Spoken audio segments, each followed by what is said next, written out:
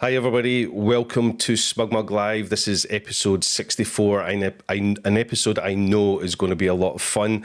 As always, thank you so much for joining us today. SmugMug Live is brought to you, as always, by SmugMug and Flickr. If you're looking for somewhere to store your images online, to showcase those images to the world and have an e-commerce solution to sell those images, then check out everything we have to offer at smugmug.com.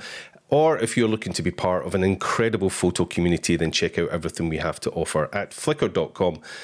Thank you so much. I can already see the chat window is very, very busy today. Thank you so much to all of you who are already having a great conversation in that chat window. It's so great to see. As always, you can really support everything we do here at SmugMug Live by hitting that subscribe button. Hit that little bell notification. That way you'll be notified whenever we have a new episode here at SmugMug Live.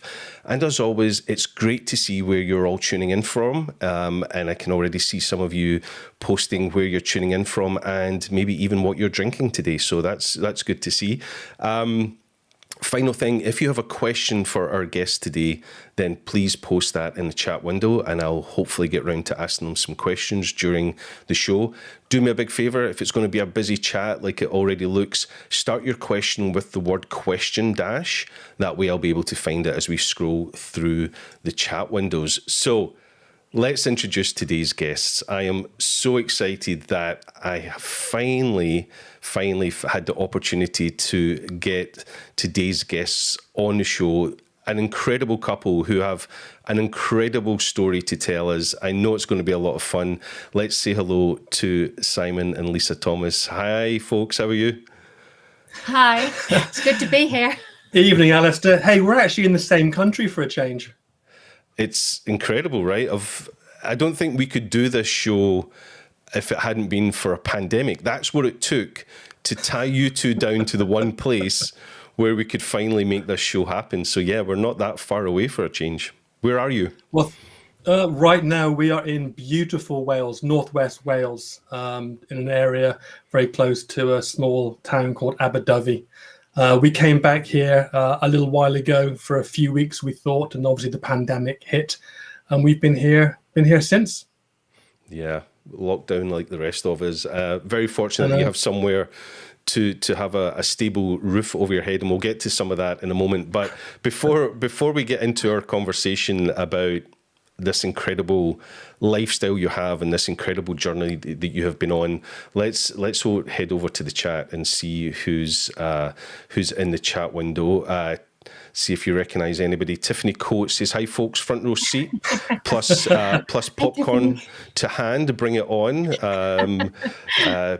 Pete West Jr. says, hi Tiffany. They're already chatting in the window there. Hi Pete. Hey Pete, how you doing? Yeah.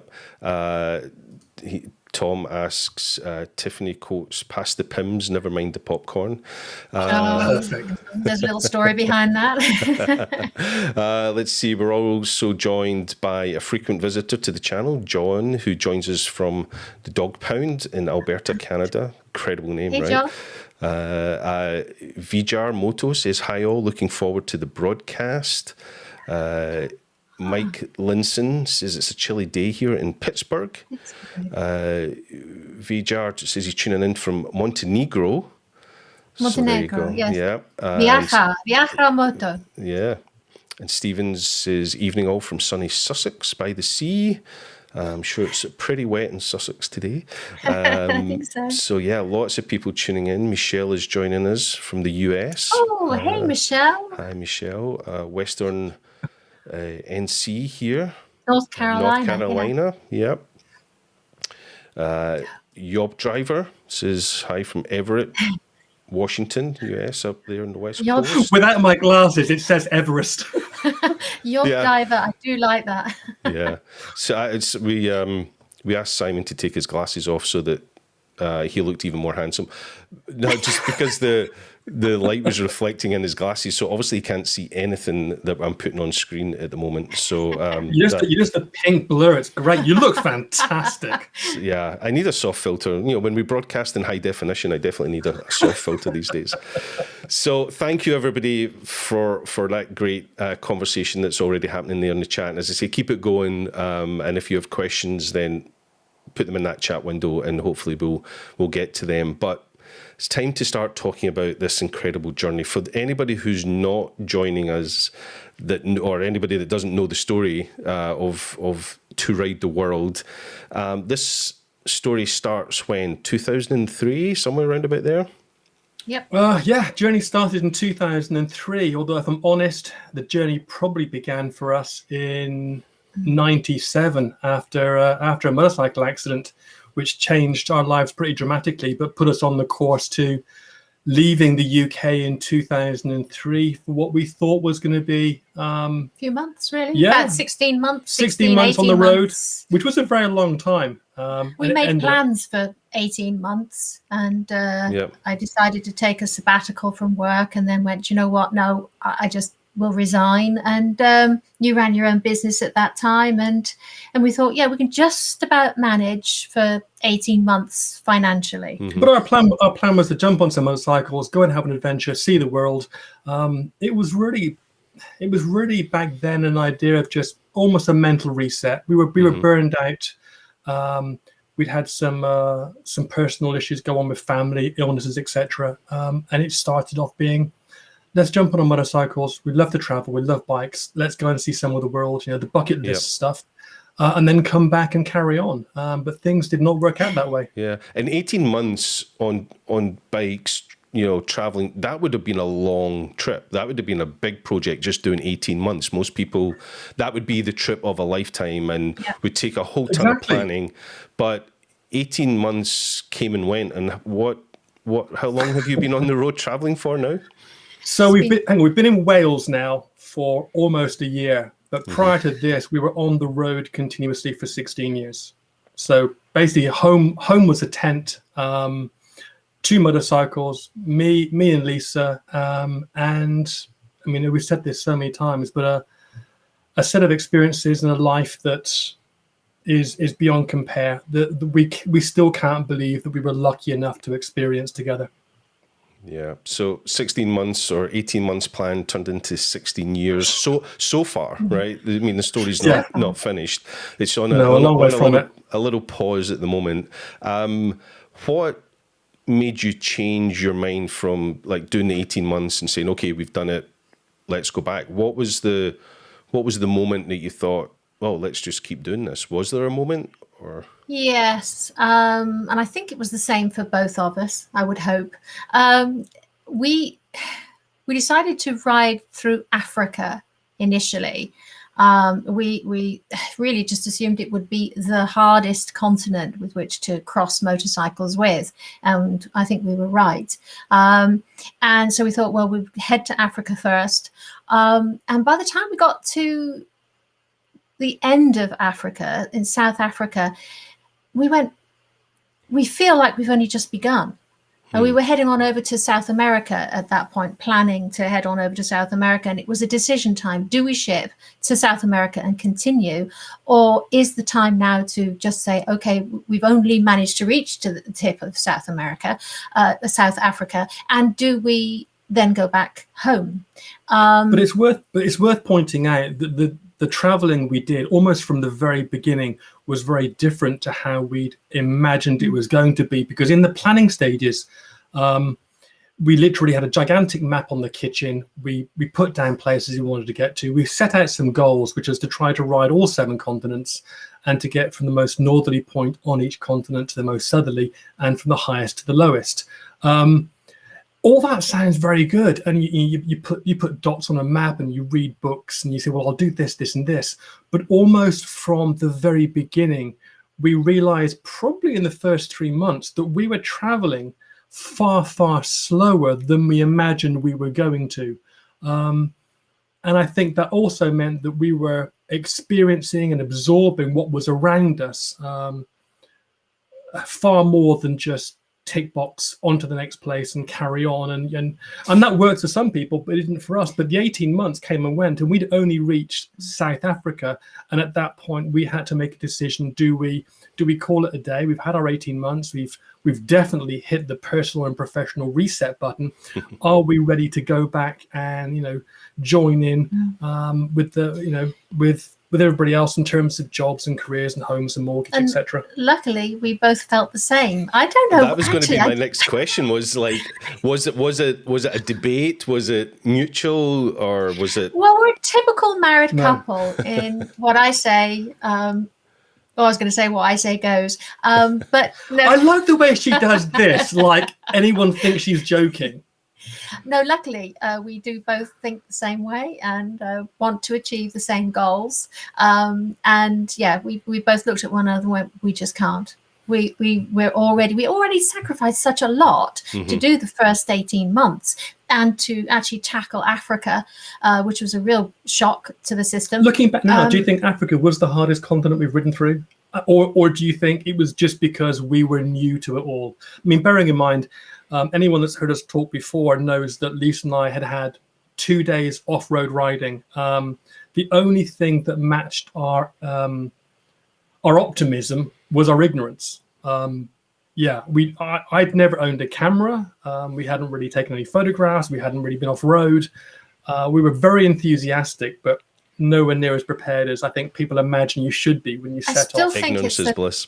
Yeah, I still think it's a tough continent, though. Sections, not all of Africa, depending on which route you decide to take. But we did choose to take quite a demanding route initially. Yeah. But we've had a few sensible sit-down moments in our marriage.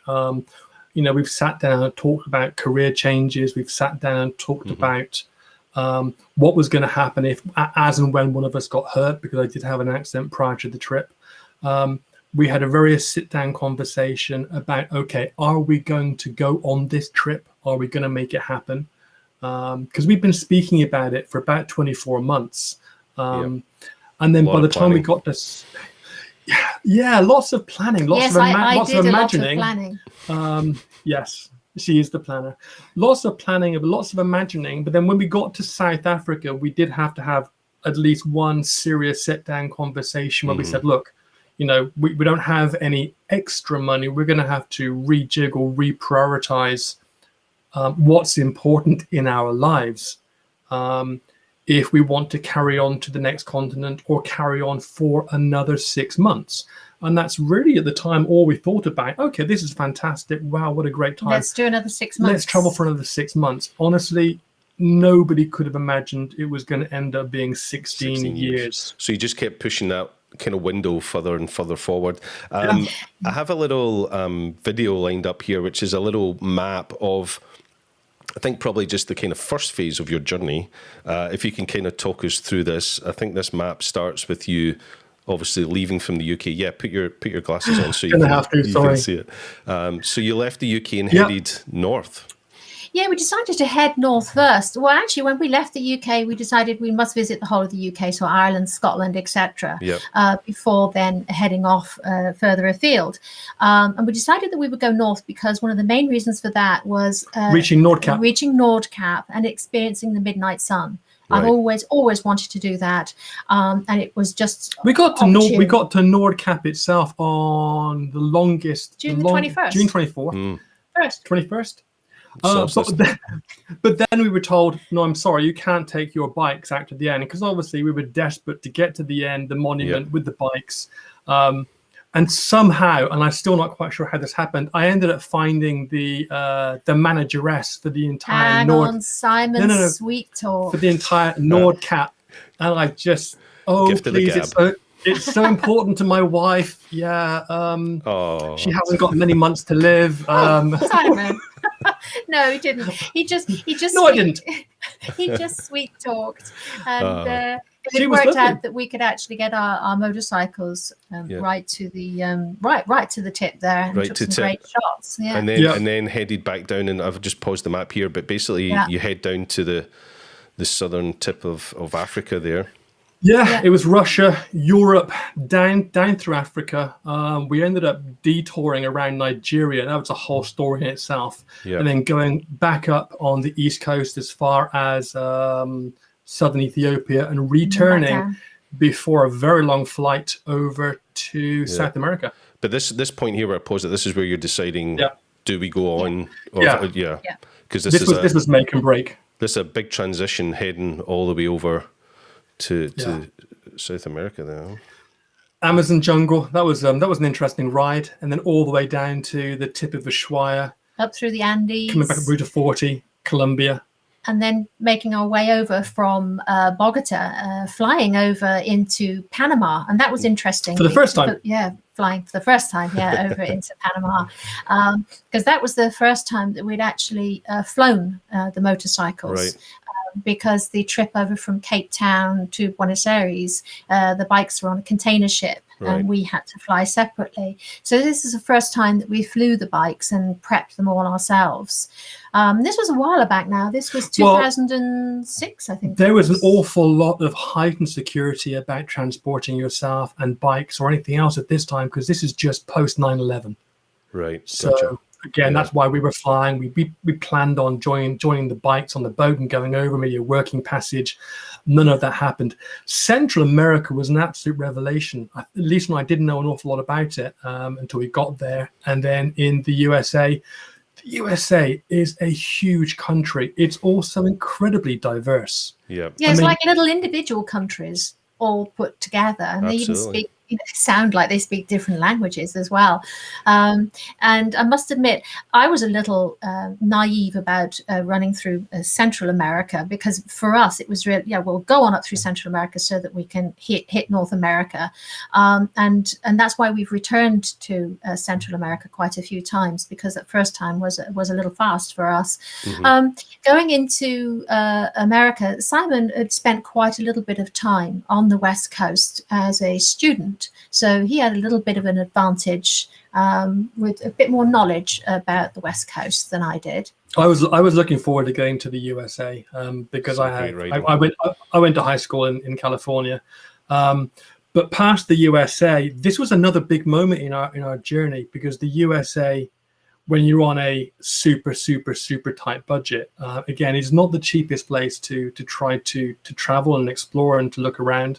And then getting to Japan was probably one of the most expensive and complicated shipping parts of our journey so far. Yeah, that's a big transition out there to Japan. Yeah. Very big. And we actually found Japan. I mean, it was incredible, and I would love to go back, but it was expensive for us. But again, the culture, the history, and then Eastern Russia, Siberia, all of the stands, Tehran, down through India.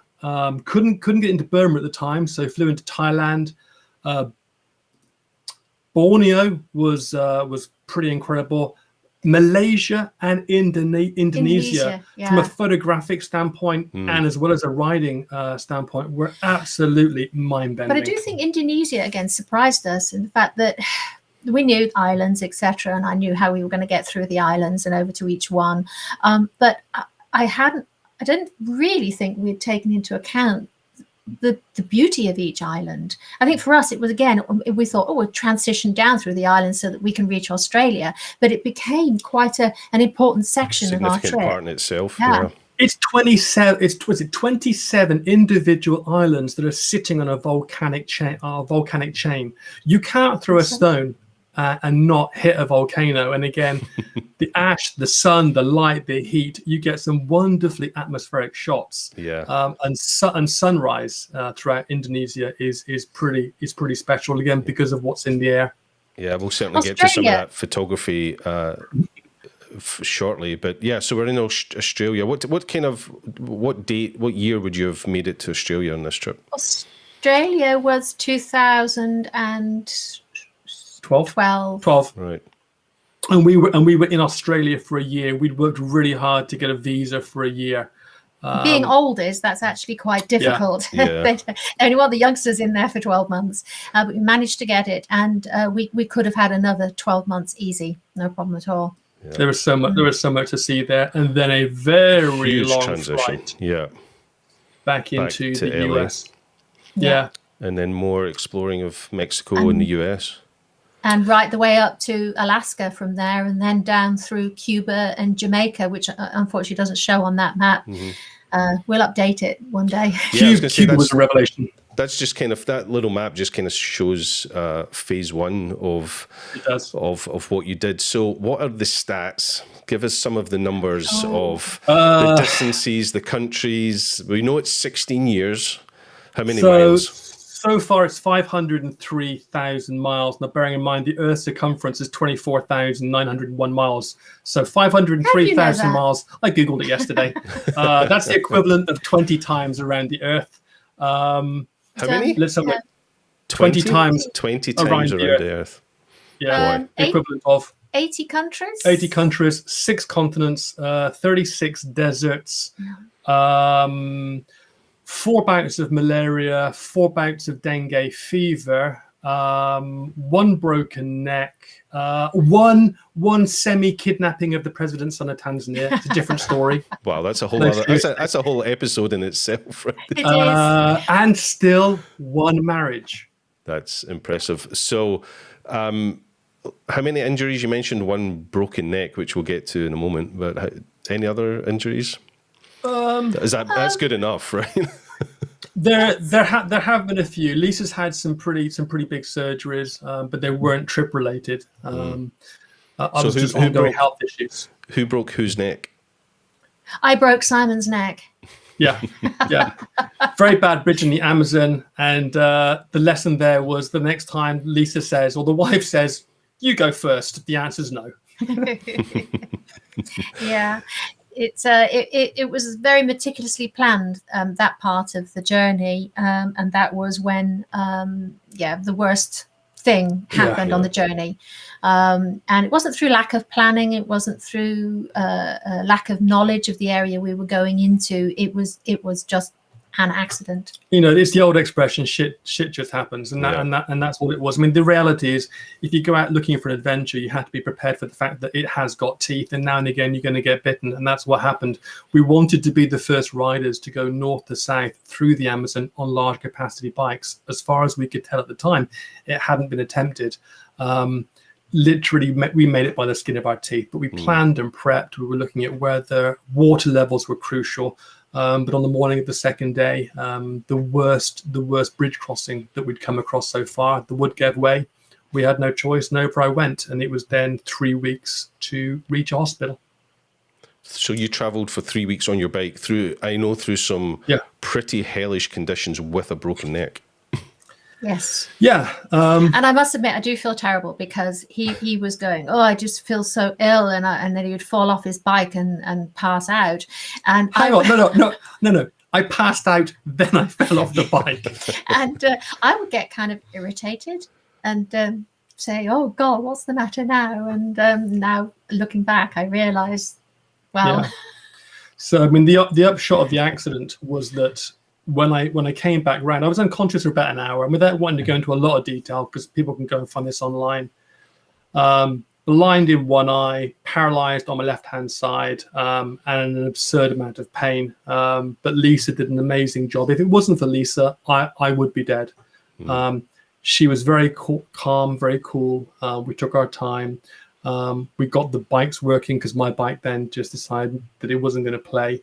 And quite literally, what I wanted was a lot of sympathy. What I needed was a partner who was going to say, "Let's keep going, let's keep going, let's keep going." Actually, I think Alistair would be very proud of us, or me, because when he was out with a broken neck, unconscious underneath the bridge, I took photos.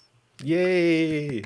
Yeah, much to my parents' disgust. Yeah, hi mum. Photos of you in the bush lying under a tree, photographs of the broken bike, photographs of the ducks in the water, and the anaconda swimming around in the pool. Got to get that stuff. Yeah, there's some questions coming in already, but before we get to those, we probably should kind of showcase the vehicles that you use, right?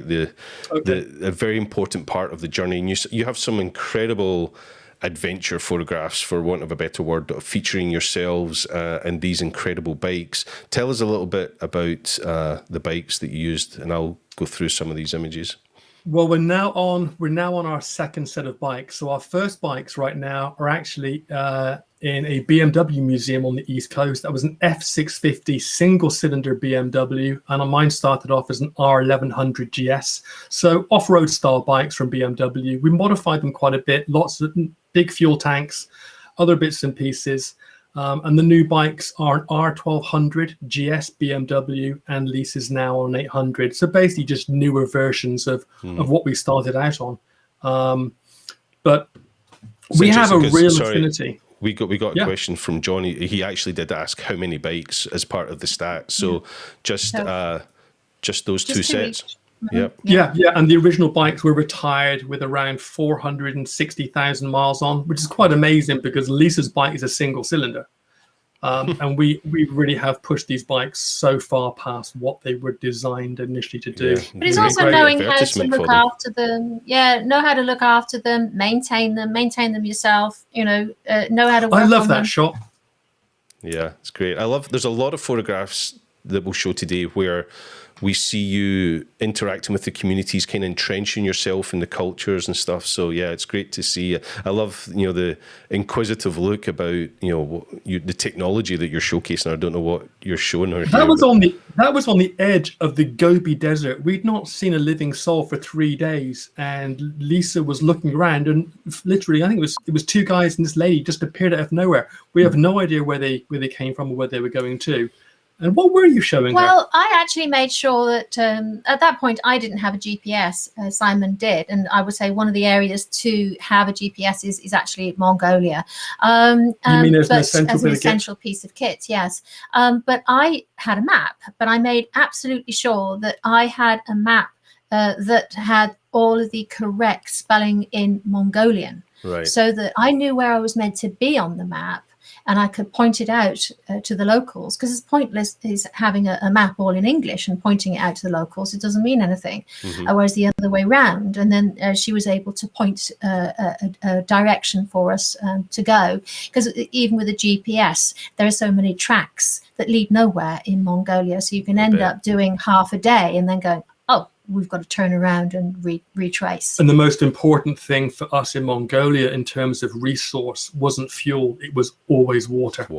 Right. It's one of the driest places we've ever tried to explore and ride, and we had a few hairy moments. I've actually had a lot of people say, oh, so do you speak Russian? Do you speak any Mongol? And I go, well, no, you can. It's amazing how you can get by with just attempting a few words and really just hand gestures and pointing, and listening. Pointing, looking really desperate and unsure.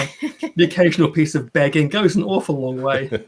Can I ask you a question about this photograph from a kind of a gear technical perspective? Yeah, you're riding with full face helmets, yes? With visors and stuff, but I notice you have goggles around your neck here as well. What's the use case of the goggles here? Well, on this one, these were different helmets. These were BMW helmets, and if you look at Lisa's, look at her face, what's actually happened is the chin piece actually lifts up. And originally, we thought this was a fantastic idea because when you are meeting people in developing countries, it's really important that you can see the face of the person you're speaking to. Yeah. If you have something in between, there's that barrier. The downside with this kind of helmet is that they are a little heavier. But Mongolia, for example, we were there for a total of 6 weeks. We rode every single day, but we only did 15 kilometers on asphalt. It was sand, dirt, and dust. So with the visors, you just can't wipe the visor enough and the dust to keep comes it clear. Up through the bottom of the helmet and up into the visor, whereas this had an option of when I pulled so you the need actual a double thing protection. down, I had goggles. Yeah. You take the visor off, carry that separately, and actually put in the goggles so the goggles are close to your eyes. It also protects your eyes. At the end of the day, the heat and the dryness, especially as that's exacerbated by obviously riding and wind, your eyes would just be absolutely dry and very, very painful. Yeah, let's look at some more of these incredible adventure ridings. Your bike gets a little bit dirty, yeah? Yes, absolutely. Do you remember where that was? Yeah, this was in Argentina on the Ruta 40. So this is on the Route 40, which unfortunately I now hear that the majority of it is now being tarred. But this was obviously way before that. And it was literally a slip sliding along. As you can see, there's no tread in the tires. It's just totally solid with slimy mud. It's like trying to ride an elephant on an ice rink. How? And you know that? You've tried that? Hasn't everyone? Hasn't it? We had 4 days of that. Is that some of the hardest conditions when it's slick mud like that? Or what would you say is the hardest condition to ride in? I must admit. Yeah, mud. Yeah, after riding the Amazon, where you saw the photographs of the mud, which would come way up, right over our knees when we're sitting on the bikes, mud is my least favorite. That and black ice. But, I mean, there are techniques you can employ to ride mud more effectively, because when you're riding for this long, especially on bikes of this size, the better your technique, the more energy you're saving, because everything you're doing is about fuel, water, and trying to minimize how much energy you're expending. But mud, both of us, Lisa especially, loves riding in sand. A lot of our friends absolutely hate sand, again, especially on motorcycles that are, we're looking at what, 600 pounds. So looking at almost 300 kilos. Is that right? Right. And on mud, yeah, it's exhausting mentally and physically. This is what I love, actually. Right. It's a mixture of ash and sand, because we're up in the Altiplano in Bolivia. What was the most difficult thing here was riding at high altitude, because it was just debilitating. It was exhausted.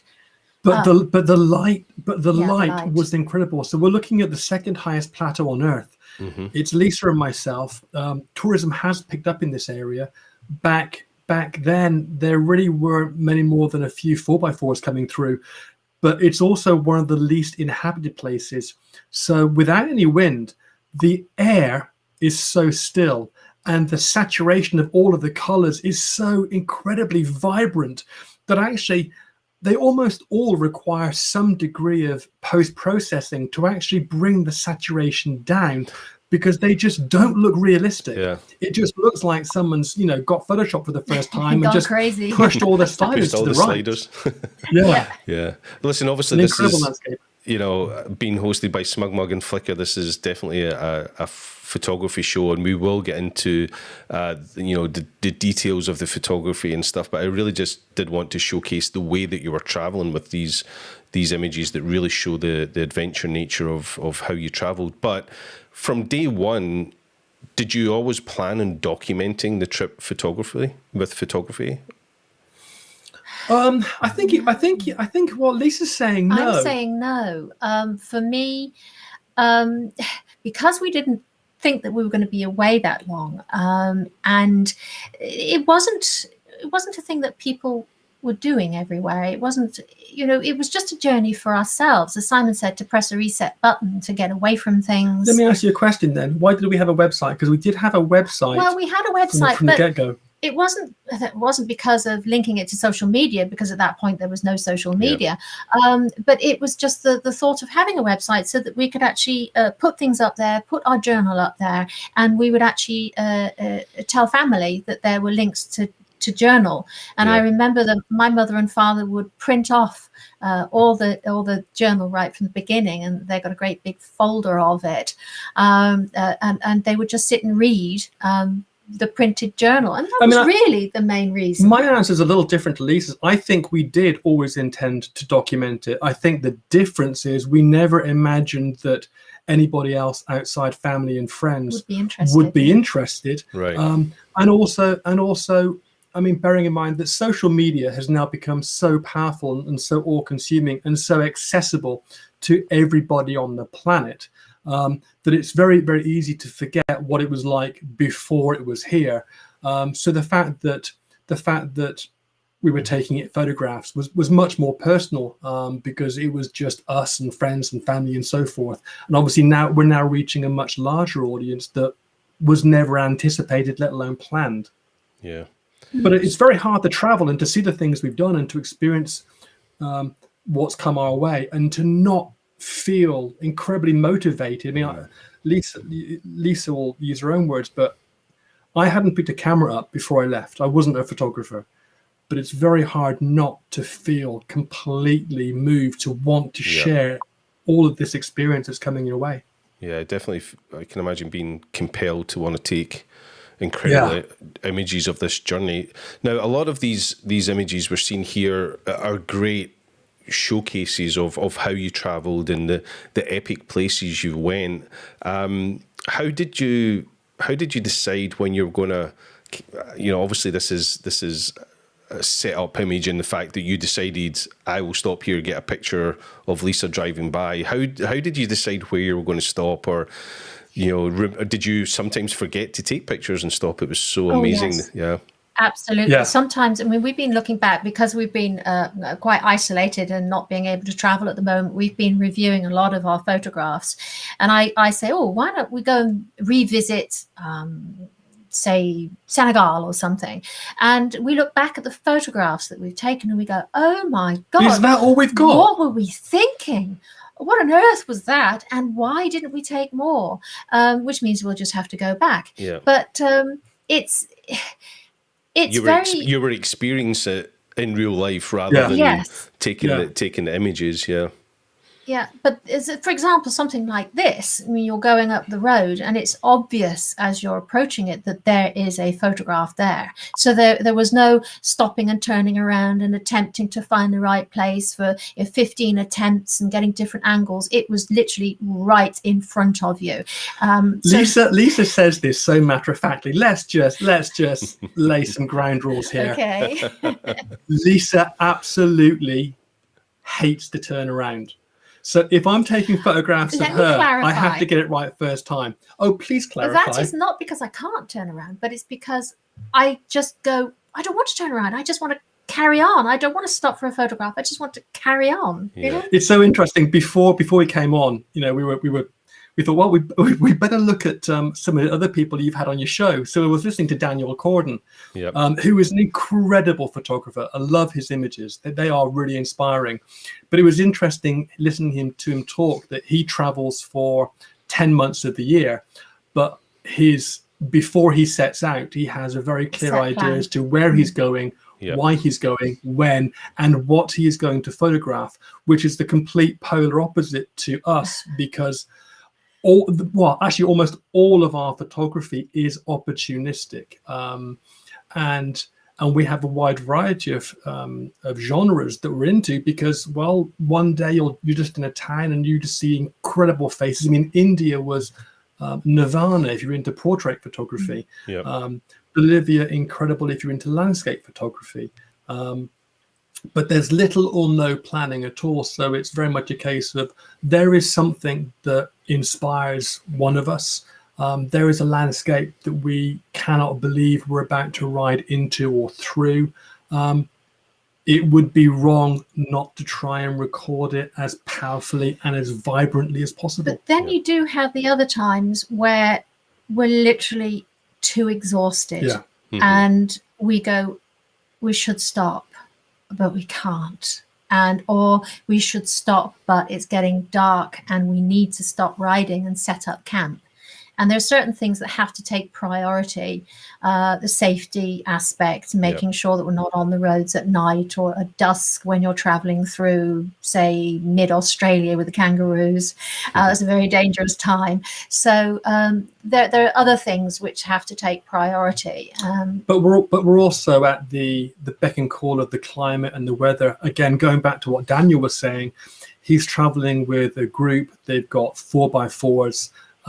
And today, obviously, one of the biggest issues we have as photographers is charging and powering and looking after our gear. It takes you a year to get to a location, a piece of gear breaks, you can get a replacement.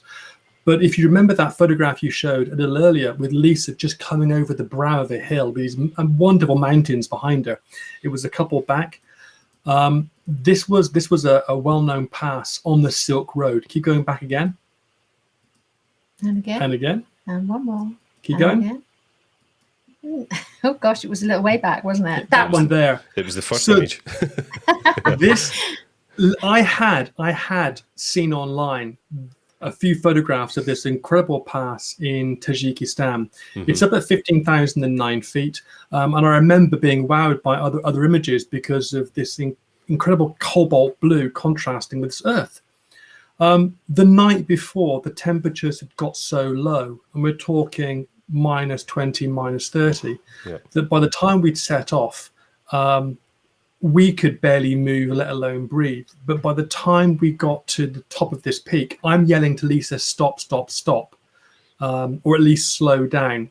The intercoms between our helmets aren't working because the temperature has killed all the batteries. Yep. I get off the bike to find that every single battery for every single recording device that we have is toast. And it's taken us 6 months to get to this pass. Yeah. So I'm now in full-on panic mode. I pull the bike over. I leave the engine running. I take all the batteries out. Now, bear in mind, batteries have that thick plastic material around them that feels very nice. I have no idea how heat-resistant that is, but all I can do is to take the batteries and put them on the cylinder head of my hot engine. We managed to get enough heat into one battery to get 4 shots. Wow. That's scary to think that you almost missed it, but great thinking to heat the batteries up, and well worth it. I mean, it's an incredible shot that, you know, it really does, you know, tell the story of the height and the trip. I love that story you're talking about, how there's the kind of tension whenever you're stopping to take an image like this. You know, you have the safety, the requirements that you have to be at certain places at the time, but this, you know, being compelled to take these images, I can fully understand the struggle that's there when you see these incredible places and you have to photograph them, but you're also got other things that you have to achieve. It's the kind of thing that you don't read about online, that you don't read about in the magazines, because it really is this very strange, horrible scenario where, as somebody who's passionate about photography, and we both are, I'm desperately hoping that we can do justice to this incredible location and being there. At the same time, as a husband, I want to keep going, because at this point, Lisa is battling with really serious altitude sickness. So I'm being torn in 2 directions. Actually, I can hardly ride there. I was sort of staggering all over the place, and so your balance was my balance shot. was really awful there. And Simon's like, "I must just get these, but stop, and then we can get down. We must get down fast." And literally 1,000 feet down, and I began to feel a lot better. But very torn. There's such a lot behind these photographs. It's I can understand the tension. I just want to let those of you watching, I am seeing your questions coming in. I'm not ignoring them. It's just a great conversation, so I don't want to interrupt. But we'll get to the questions shortly. So I'm gonna skim through some of these pictures. There's one particular shot I really love. In fact, let me just fast forward through them this way. That's one of my favorite. I love that one. I just really do. It just brings back so many memories. I'm interesting in an image like this. I'm assuming you didn't carry a tripod with you. Yeah. Yep. You did, or you didn't? Yes, we definitely did. Basically, every single image that has Lisa and myself, it's just a tripod. It's just a tripod. So you did have room for one. Yeah. And we actually finagled a way of carrying it, which is a very interesting way. Finagled. That's a great word. Yes. Not used very often. I would kind of point it out. We would do some talks, etc., about what we've done to the bikes and the changes, etc. And people go, "So, well, what is that there?" And I say it's a canister carrying a tripod, and it actually looks like a missile launcher, but it's a tripod. We basically bought a super cheap tripod. I mean, at the end of the day, we'd love to have really expensive gear, but on a trip like this, past the camera gear, you need to make sure you're compromising between, will it do the job, and if it gets lost or stolen, can I replace it? With the tripod, though, we had a piece of 4-inch house guttering. We glued caps on both ends, and then we made up small metal brackets inside the bike frame, so it couldn't be seen, and the tripod slid down with a fraction of an inch spare. Nice. We put a small lock on. And with it being plastic, it lasted into the job. I love those mountains. This is the Pamir mountain range. That was cold. Yeah, but I love whenever we look at images together, which we've done many times over the years. I just love when you open an image and you can instantly see the memories and the excitement coming back into your bodies, and that's why photography is so important. I just love seeing you light up when you look at these images. It's incredible. So this is how you traveled. These are the bikes you traveled on. This is, you know, some of the incredible ways that you got around, and you have seen some incredible sights around the world. I wanted to find the image that I always love. I think it might I'd love be. to know which one you like, because everyone's different. Yeah, I don't know if it's in this gallery. It's the one you look like stormtroopers on bikes. I can't. I don't think it's here. I used it in the pro. Oh, it is here. This one. It's like this. Oh yes. Okay. That is actually on the new bikes. I say new. Yeah. They were 2015 now. There was almost a marital meltdown over this. So this is probably the hardest we've worked on getting a photograph on the entire trip. Right. Because I absolutely knew what I wanted, and I knew we could get it. I just needed my wife to help me a little bit. Oh God, when it came to 15 times turning around, and here we are. Okay, hang on. How many times? So this is the Atigun Pass. It's in Alaska. This is heading up towards the peak of the Continental Divide, where it goes up towards Alaska. So this is the whole road heading on up to Prudhoe Bay. And this is cresting towards the peak of the Atigun Pass. There's clouds up top, and there's this rolling mist that just keeps coming through.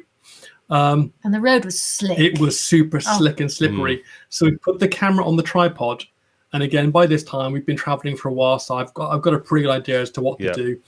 But Lisa turned around 6 times. Oh, no, hang on a minute. Then we doubled that because, of course, I had to turn around at the top. So we're looking at 12. It was far more than she'd ever turned around.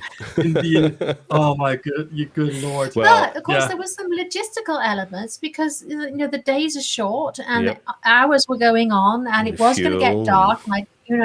And I'm saying, you've got to get it.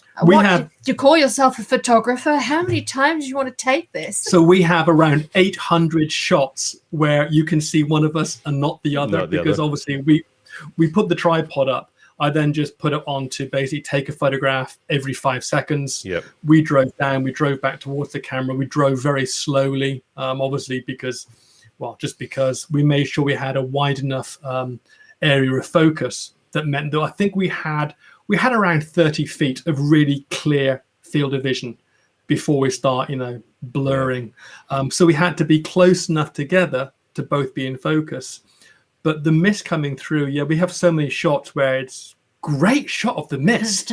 You just see my head, or you just see Simon's head. Well, I'm glad you went to all that effort just for me, because this is my favorite image. I really do like that image. It has been used occasionally. So there we go. Nice little plug for Adventure Bike Rider magazine. Yeah. You recognise the shot? Yeah. See, they use my favorite shot. So there's ABR, Adventure Bike Rider. It's one of the magazines we write for on a regular basis, our photography masterclass. But hard work to get the shot, but well worth it. Let's get to a few questions that are coming here before I lose track, because there's a lot of them. Thank you to those who are posting questions, and a huge thanks for putting the word question first, because that really does help me a lot when I scroll back through here to find them, and saying that he can't find the one he wanted. So a few questions. We'll get to your gear. But there was a question about how many bikes, which we answered, and then Pete West Jr. asked question. Oh, you're not. That's not working very well. Where on the East Coast are your first bikes? They are currently in a BMW museum in Maryland. And Bob's BMW. Now, Bob is well renowned in the motorcycle industry in the USA, and he has a fantastic museum full of really old BMWs. He has an impressive. He has bikes in his private collection that BMW don't have in Germany. It really is quite incredible. So again, we also feel very lucky knowing that our bikes are being looked after. They're warm, they're dry, they're safe. And Bob's BMW in Maryland. And you can book to go and see them as well, which is lovely. And when we do get back to that area, we always pop on by and go and give them a hug. Do you hug the bikes too? Yes. We are so much more sentimental than either of us ever realized we were going to be. I mean, we've been through so much with those bikes. My mum calls them the grandkids. I said to her, why the grandkids? She said, well, they are your children, or they're like children because, well, you love them and they're expensive. There's a couple of questions about gear, so I'll show both of them and then we can talk a little bit about gear. Reg Smith says, how do you protect and care for your camera and other kit from the dust in all these incredible places? And then the other question, which is somewhat related, Michelle asks, how do you carry a camera and keep it well cared for and yet keep it at hand so you can capture a photo as you ride? Thanks for sharing your inspiring journey and images. Hugs from Arizona, USA. So yeah, let's talk about the gear. Before we talk about how you protect it and stuff, what are you currently photographing with as you travel around? Go. Well, we're both using the Fuji X-T3s, and I must admit I'm in love all over again. We have a variety of lenses as well that we carry between us, and as Simon is also carrying an X-T3, that we just swap the lenses between us depending on what it is that each one of us wants to use at the time. Right. Yeah. I mean, when we started, Lisa's parents bought us a camera literally 2 days before we pulled away and left. And it was a little 3.2 megapixel Fuji FinePix S3000. It was a really good top camera at that time. We got to South Africa and somehow met Fuji, and they sponsored us an S7000. I can't remember why. And then by the time we actually got to Argentina, northern Argentina, the camera died, and we bought our very first Nikon digital SLR, which is a D70S. That became a D300. Well, I carried on using the D70S. You gave that to me, and you got the D300, and then we kept that and went on to a D3. Well, we started a relationship with Nikon in Malaysia whilst we were there. And we were sponsored by Nikon for 7 years. Incredible lenses and cameras. And quite literally after 7 years, the gear just died. So I would love to say to anyone interested, there is a special, clever way of making sure that all of your gear is totally taken care of, but that just isn't the case. We actually took some of the lenses in to just have some maintenance done on them, because we were having a load of black spots appear all the time. We would try to keep on cleaning, etc. And at the end of the day, they actually came and they said they're just full of mold. Lenses have just got caked with mold. You're in such different climates. You're going from probably warm valleys up to these huge high peaks that are extremely cold, and then you're sleeping in a tent overnight, so the humidity, and so I'm not surprised mold is an issue. How are you physically carrying them on the bike, though? Are they strapped somewhere? Are you carrying them around your body? How are you carrying them? We've tried a few things, and everyone obviously has their own way of carrying it. But I know for us, if the camera is not immediately accessible, between dehydration and just fatigue, you find reasons to, well, I won't stop here because there'll be something better around the corner. So ours are in a tank bag right in front of us. You also have to consider the ease of access, because if you're like me and you've got a large motorcycle and you're short, a lot of the time you can't just kick the side stand down, hop off the bike, unpack your camera and go. You have to balance on your bike on tiptoes. We call that teetering, because you can't kick out the side stand because there isn't just any space to do that. You can't get off, etc. And so you've got to be able to access. And if it's right here, right in front of you, and then you can just teeter a little bit, unzip it, and then take the photographs. And it's also, we think, well, we both agree that it's probably one of the most protected areas with which to carry a motorcycle gear, because there's less vibration, because you've got the very good strong front forks of the motorcycle, which are going to be absorbing an awful lot of the impacts that you have. It's in a protected bag on top. But also we changed our fuel tanks on all the bikes, with the exception of my current bike, to a polyamide, which is a high density plastic. Again, not being connected to a metal tank means there's less vibration. There was obviously a huge amount of vibration. There's less than at the rear, because the rear will be taking an awful lot. Is bouncing around. And so it's in between your arms as well. So when you fall off the motorcycle and have a crash, you have the handlebars there protecting. You actually have your chest and your arms, so it's almost encircled. And obviously, you need to carry a very good protective bag as well. So the shorter answer is lots of foam packing, which takes up space, and it does mean that you can carry less gear. We then have a waterproof bag that just rolls up like a military style bag, and that simply gets squeezed and pushed into a regular tank bag, which we then zip up. And we're just as diligent as possible in terms of, if the camera isn't actually being clicked, being used, then it's away.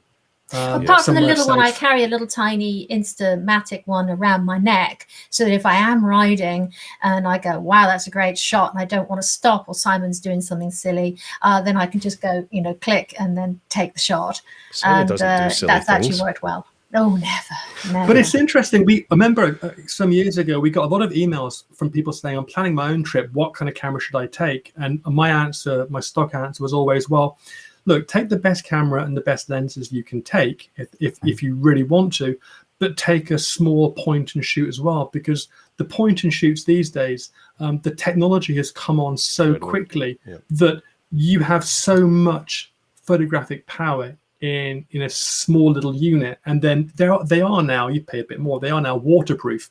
So Lisa would ride along with a little Nikon around her neck, through hailstorms, snow.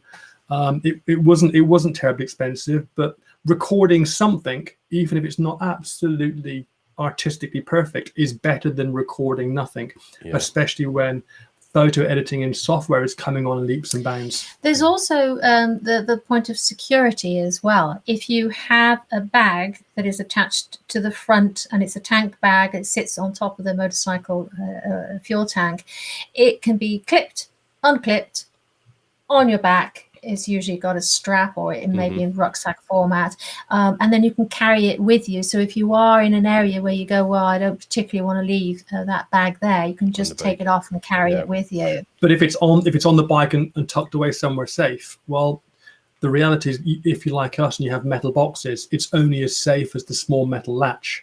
And when you work out how many thousands of pounds or dollars worth you've got, again, because of fatigue and discipline, if you can just take it off the bike very quickly, throw it over your shoulder and walk away, whether it's for a cup of coffee or to find somewhere to camp for the night, that's going to be your safest bet. Absolutely. And having a small camera nowadays, I guess people will be relying on their iPhones and stuff nowadays, because the technology in them is just absolutely incredible. I have to go to this tip is, we're getting some tips and tricks in the chat window. Simon, this tip is especially for you. Let me just find that. Oh, no. Tiffany Coates says, cold batteries, pop them in your bra to warm them up. Works every time. So, there you go, Simon. You should do that. Oh, Tiffany, I've missed you. I think that's what she said, just for Simon. I think that was there. But actually, jokes aside, in the sleeping bag at night. In the sleeping bag at night with you, yeah. How do you charge your equipment? Like, power is obviously super important. Fueling your bikes and power, right? I guess those and water are the key things, right? So, because you carry shelter and food, do you carry food with you? I'm assuming you do. Oh yes. Yeah, we're totally self-reliant. We've been through a number of different ways of charging, but the simplest, most effective way we found is you can. I'm trying to think a few of the companies' names. You can get these small batteries that will effectively hold a huge charge, and they're designed to jumpstart cars, etc. They throw out a huge blast. You can power those up from the bike. So in the morning, we literally take the device, plug it in. It's charging all day from the motorcycle. It's a USB device, Yeah. so we have a USB attachments now on the motorcycles. When we first started out, that wasn't available, but it is now. But then in the evening, when you get into the tent, our camera batteries, head torches, basically anything that requires batteries, we try to make sure that we can charge it via a USB port or device. So in the evening, we literally set the tent up, and the very first thing we do is we get our batteries, we get our devices that need to be charged, and we just connect them to this super high capacity but very small little battery. You do have to be very disciplined, though. You might be absolutely worn out, but there has to be, you must, start charging everything and then take the photographs off the cameras, and then reformat the cards, and then make sure everything's packed away or cleaned, etc. So that there's all the hard drives are checked. There's a lot that goes on. You don't just crash out into your tent. And if you don't do that, you can guarantee tomorrow morning you're going to find this biblical sun size that you can't photograph because Yeah, I mean, like any photographic profession, there has to be the discipline, the routine, the procedure. It's just most of us get to do it in a comfortable place on a desk with as much power. You're just following the same disciplines, but in some of the most extreme conditions in the world. So yeah, there was a quick question. Let's see, it was from Tom, who asked about food. Oh no, that was about keeping your kit. Sorry, Tom, that was about keeping your kit secure, which you actually answered just as that question was coming. Tembo Tusk asks, how do you keep fed on the road when camping? Do you carry dry food tins or buy fresh or local at local markets? Yes. All the above. Hi guys. We carry some dry because obviously, say for example, we were going through the middle of Mongolia. There's not a lot of places where you can access fresh foods on the way. So I would actually say, okay, we're going to be out maybe for 7 days before we can reach anything that's fresh. And then carry dry stuff. So I've got a whole variety of recipes and menus in my head that I have actually now written down into a book. And nice plug. I know, nice plug, hey? Very seamless, beautifully done. And good photography in it too. I wonder who did that. And so that you can actually make meals out of all your dry stuff that you're carrying. But then if you can, when you're on the road and you find something fresh vegetables, say again in Mongolia, very difficult, but maybe there's some potatoes and carrots. Well, you buy them so that you can at least get something fresh. Meats are a bit difficult. You do have to be a bit careful with meats. And if you're not sure, then just make sure you prepare a vegetarian meal or use what you've got in stock. See, unlike being in a 4x4, we're not able to carry any kind of refrigeration. Yeah. So typically speaking, you would buy food in the morning or at whatever point during the day you have access to it to cook it in the evening. Obviously, if you're traveling through the Bolivian Altiplano, for example, little to no water in the winter, which is why we chose there. Lisa had actually pre-prepared and cooked a bunch of meals in San Pedro de Atacama in Chile. By the time we got up to the Altiplano, the temperature dropped so aggressively that every food that we were carrying and the water was just frozen. So there was no problem there with getting food poisoning from any meats. But then when you're in a hot climate, you do have to go, okay, I've got to leave it as late as possible to buy food. To buy food. And then sometimes you just don't have it. So you just make do with what you've got. But if there's local people around, I mean, as long as you have people around, it means that somewhere there is water and there is food. It's not always recognizable food. It's not like popping into the supermarket and saying, right, I'll have some of that. But generally speaking, you are going to have access to food and water. It's not the problem that many people imagine that it's going to be before they set out. Yeah, there's some interesting comments while we chat. There's obviously a lot of really great friends in the chat here today. Andrew says, Lisa is an awesome cook. Why, thank you, Andrew. You're just asking for more food, aren't you? And Tembo Tusk agrees. Yes, she is. Love her Dirty Dining Cookbook. Another plug for the book. And then Michelle says, what's this about you setting fire to a table in Mongolia? Yeah, actually, I don't think that was me. I think that might have been a lady called Tiffany rather than me. It's just dawned on me. They're talking to each other. They Oh, are, aren't they? there's a conversation going on in the chat. There's a side conversation going on for sure. I'll get to some more questions. We definitely should get to some more photography. And I've pulled up another gallery on your SmugMug site here, which is looking at some of your landscapes. So as I drill through these images, maybe you can give us a quick tour of some of these incredible images you're showcasing. This was shot off the Mexican coast, Isla de Mujeres, which is where we picked up a boat that sailed us over to Cuba. We had one evening. The light was fantastic. I'd and ahhed about bringing the camera out because, for me, taking a photograph, that's the beginning of the process. And I knew that Cuba was going to be fantastic. But the light was just, well, it speaks for itself. And all of this wonderful moss. And the waves were breaking enough to be interesting and be dramatic, but not enough to have me running like crazy to try and save the camera gear from getting wet. But it wasn't a planned shot. It was, we were just walking along the beach. We'd already dropped the bikes off at the sailing ship, and we were just walking along. And luckily Simon did have his camera. And if I remember rightly, I didn't mind how long you took making these shots because there was a bar behind me. Oh, perfect. Literally Perfect 50 feet behind was a bar. But it was interesting. This shot, so one of the reasons we've moved to Fuji and we're loving the X-T2 and now the X-T3 is because they are wonderfully small. And so I had a small lens on the front. I think I had one in my pocket. I had a 35mm on the front of it, but it just literally slipped in my pocket. And I'd been used to the weight and the size of the Nikon cameras, which I still love. But it was wonderful to be able just to go, oh, hang on 2 seconds. Didn't have a tripod. Crank up the ISO and just get a blast of shots off and hope they work out, and they did. Cool. Let's see what else we got here. This one is in Indonesia. We're on the island of Flores, and there's hardly any post-processing. This is what it was like. I am going to stop you briefly. Well, this is my shot. There was no post-processing in that. Really? Who put the 12 shots together? That image is huge. That's 9 individual shots that were taken in portrait, then stitched together. Yeah. But it was night after night. You just couldn't believe it. We'd spend Incredible hours. moments. Yeah. Yeah.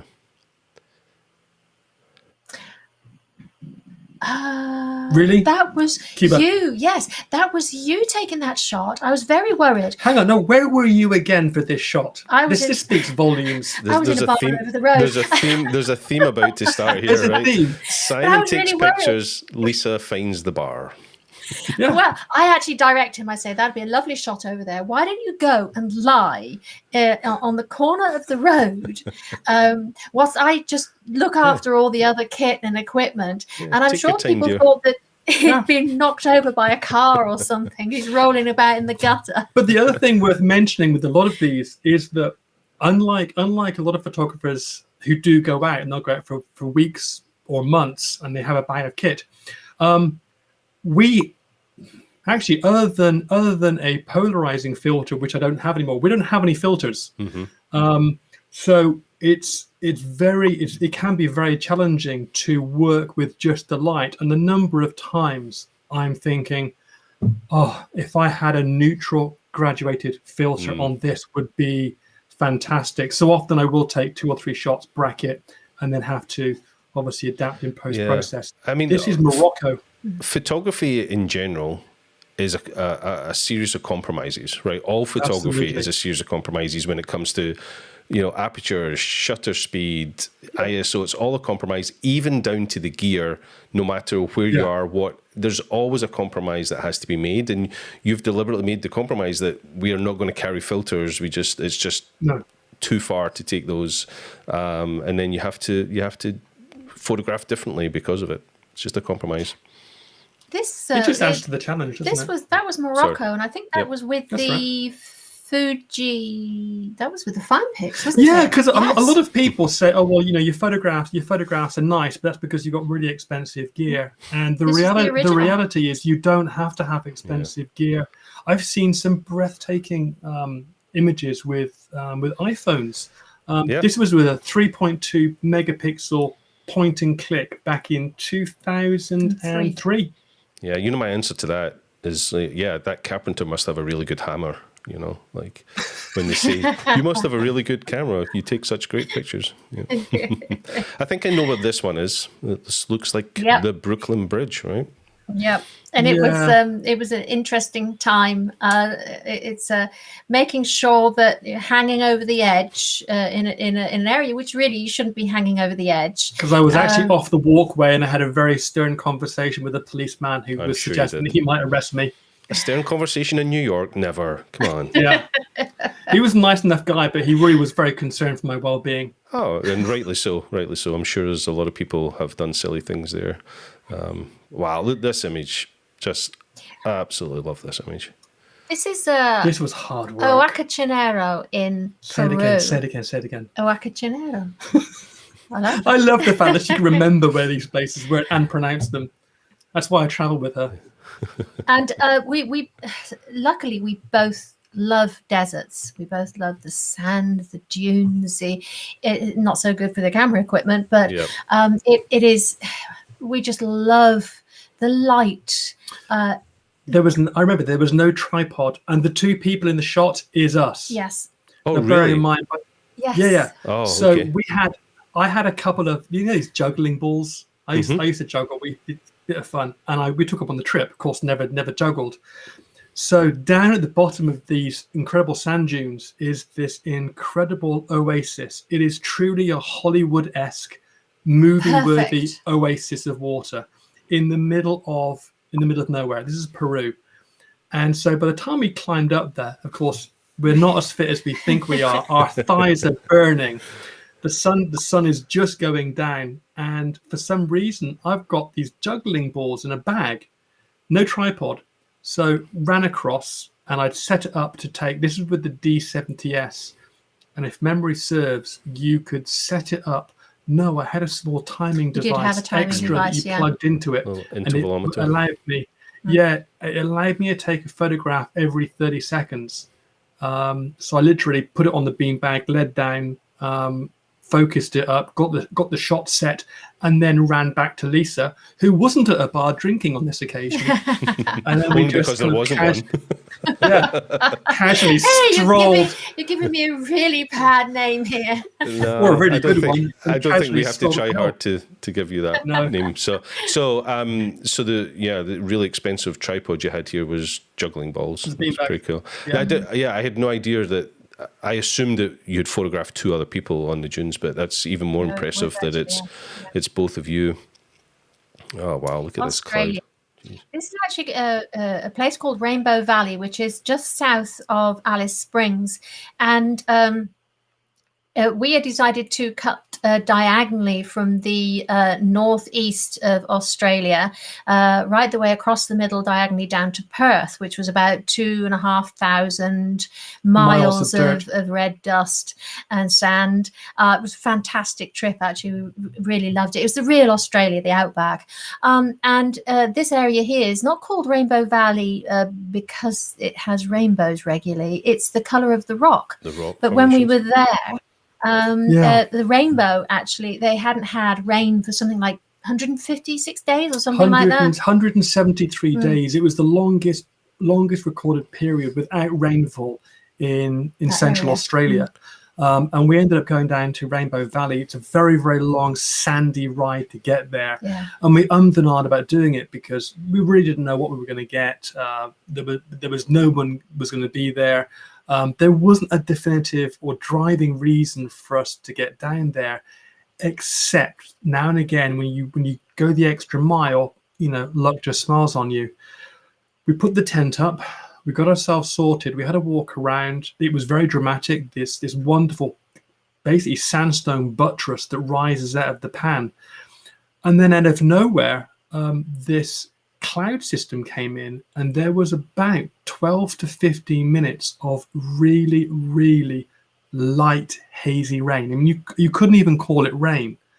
But obviously the net result was you had a suggestion of a rainbow across this buttress and these incredible clouds. And it was just, again, right place, right time.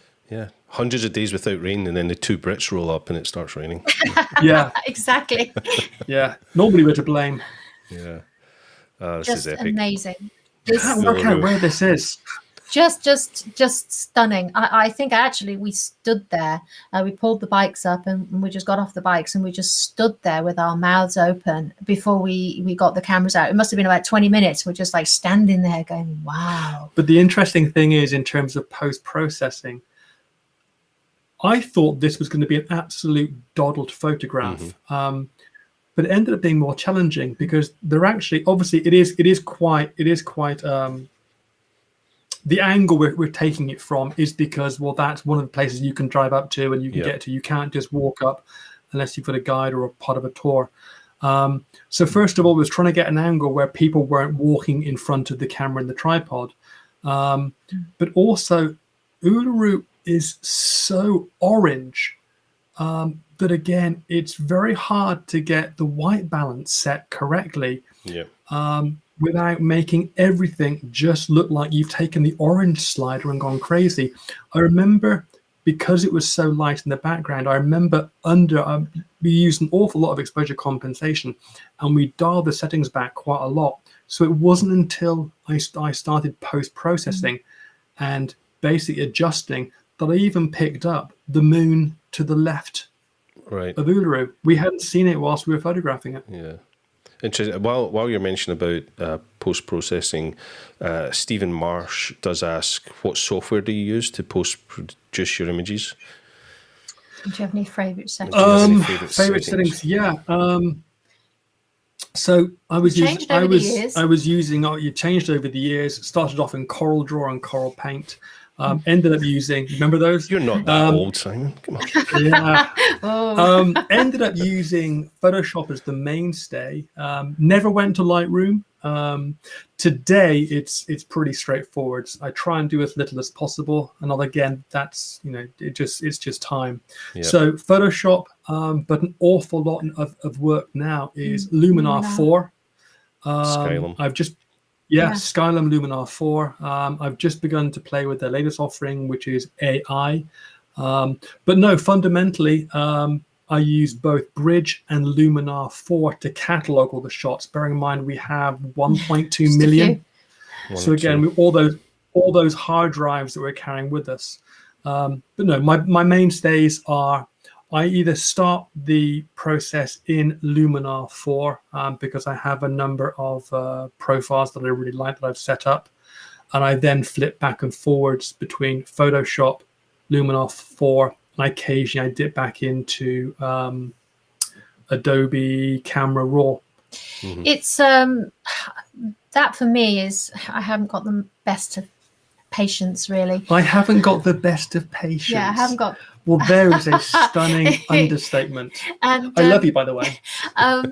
And so I want instant gratification. But I have actually found that Luminar for me it's fast, it's easy to learn. You don't have to learn a whole new language, and you can get results very, very quickly, and that's what I like. Yep. And so for me, that's a no-brainer. It's one of the reasons I've really enjoyed Luminar 4 is because Lisa wouldn't go near Photoshop. I think for a lot of people, Photoshop is a fantastic program, but when you open it up, it is just too intimidating. And I haven't got the patience. Whereas I was genuinely excited when I came back to the computer. I said, "What are you doing?" And Lisa was there basically going, well, yeah, I just wanted to do this, this, and this. And without any instruction, was just going through, picking out the images for that day and post-processing. And as she said, she found it much more intuitive. It was, I was going to say you wouldn't go near Luminar unless it was the name of a bar, but that'd be rude. That would be very rude. I'll have to come and deal with you, young Alistair. This is a very young. Thank you very much. You made my day.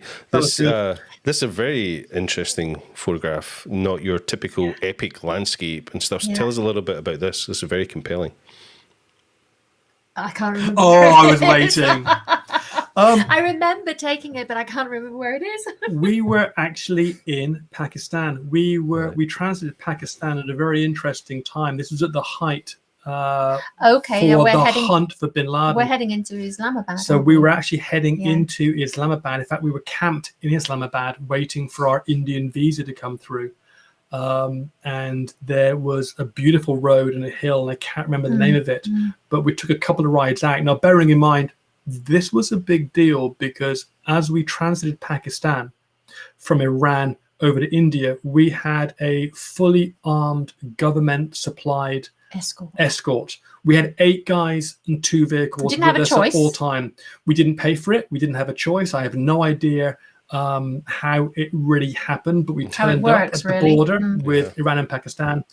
We were told we were going to have a set of guards, and they escorted us all the way through. And there were a few hairy moments, but being able to get on our bikes when on 2 evenings the guards didn't join us, and we drove up the hill And of and course, found this you're installation. quite restricted in a lot of these areas As to what you can photograph. Yeah. So this was actually quite lucky. Yeah. Not only are they protecting you, but they're also monitoring you and keeping you on the straight and narrow as they think. Beautiful shot. That was one of Lisa's. That was the USA. Yeah, That I'm just trying to was- think about where we were. That was one of the parks. Right down on the south. south coast. Yes. We were heading out to or from New Orleans. I can't remember exactly which side we were, but yeah, and we were camped up in one of the state parks there, and just went out for a wander, and yeah, just so beautiful. No tripod. And again, this is one of those times where traditionally you'd have your Handheld, tripod, you'd put on your graduated filter, Yep. and you'd snap away. So this is actually 2 shots, and I processed this image in Photoshop, and I had to do that because I then used luminosity masks to basically blend them. tie the 2 shots together to get that sky and the sand. Apparently, I've got a very, very steady hand, and You do. It's Yeah. quite annoying. yeah, hold I my can't- breath, I steady can't. hand. Yeah, Should have been a sniper. even competitive when it comes to taking pictures and who can hold the steadiest. A few questions here. Reg says, what is your go-to lens for landscape shots like these? At the moment, it's pretty straightforward. Our go-to lens for most stuff is actually the Fuji 16-55 XF lens. It's a 2.8. Love that lens. Yeah, cool. And then I know we're looking at some great landscape pictures here, but Sam Manicom asks, can we see some of your wildlife shots? Well, I think we got some coming up. ask and you shall receive. So let's jump over. We have so many landscape pictures. We could spend all night just looking at your landscape pictures, but I'm delighted to say in the link in this video is the link to your website and also your SmugMug store where you can see all these images on there at your leisure. But yeah, let's have a look at some of your wildlife stuff, seeing as we're getting requests for it. So it's a big beast. This was Yellowstone National Park. Yeah. We basically rode the spine of the Continental Divide Trail from Steamboat, Colorado, all the way up to the Canadian border. Was this with the Nikon D70? Yes. Yep. Yeah. Okay. Yep, and not a very big lens. Oh, this is we're in Botswana here. Chobe Safari Reserve. This is with the Fuji Fine Pix. Yep. Oh, really? There was just a point and click. That was the S7000, but I think it was 12 megapixels, but it was just a JPEG image. Oh, Closer. beautiful boy. That was taken with the S7000. Yeah. It's interesting. There was an artistic decision made with this when I looked at it. And again, bearing in mind, because we're traveling all the time, we have a habit of taking shots And then not looking at them religiously, for a long time. taking them off the camera, but we Yep. may not revisit them for months, if not years. This particular shot was years until we actually saw it again or had a reason to go and look for it. it's a JPEG image. It was with an older Fuji camera. And what I noticed was that the actual clarity in the image I was really happy with. But for whatever reasons, for whatever settings I'd used, bearing in mind it's a point and click, there was an awful lot of color noise in the image. Right. Problem solved, turn it into a black and white. But sometimes also, all of that color can be distracting. Yeah. He's just a magnificent animal. And I think the actual image is far more powerful as a black and white without the distraction of all the color around it. You really focus on the features of the face when there's no distraction. We were kind of unsure as to, first of all, when we saw him, he was so still, and we're like, is he actually rock? But no, massive iguana. When we were down in Chichen Itza in Mexico, south of Mexico. On the Yucatan Peninsula. And I have been asked whether or not I've processed that image, and the answer is no. But it was trying to get the angle and all the different positions that you're in, trying to make sure that the moon is in the right place and his head, etc. It is a shame nowadays. People's first impression is, you've comped this together, but Can you zoom in on that? Let's see. I don't know if you can. Yeah, there you go. Just look at him. You can, if you go in again, because that's a big image. I spent 45 minutes climbing a tree, climbing out to a branch to get into an angle, because he's not sat on a wall. He's sat on a pyramid about 40 feet up. Okay, of course he's sat in a pyramid. Of course he is. Yes. It's Chichen Itza. Yeah. And again, we're always trying to do something different. And yes, we have got lots of photographs of the temples of Chichen Itza, but we've all seen hundreds of thousands of those images. But the fact that the moon was up, and again, so the processing I have done, I have taken multiple shots, obviously at varying exposures, and then pulled those together. But that was one of the nice things. I think this image started off actually in Skylum software, the HDR software, because there was a nice facility where you could auto align. Because obviously multiple shots, pull them together, auto align, and it did a fantastic job of bringing it together, and then desaturation. The girls who have just come out of the hair salon. This is southern Mongolia. We hadn't seen anybody for a little while. We're now beginning to ride northwest, out towards the mountains and out towards Western Russia, and there was a group of about 7 or 8 ponies. And they're not frightened at all. Yeah. We stopped, we looked at them, and they're just like, hey, hi, who are you? But the hair wonderful. And incredible. These animals are so hardy, and yet it's such a contrast to this incredibly unforgiving, dry, rugged landscape. It reminds me a lot of the horse packs you get in Iceland as well. Same kind of hardy beasts with lots of incredible hair. Not that I'm jealous, but Again, this is D70, I think, wasn't it? Yeah. We didn't want to get too close to him because he was a big boy. And we were in Canada at the time. And Glacier National Park.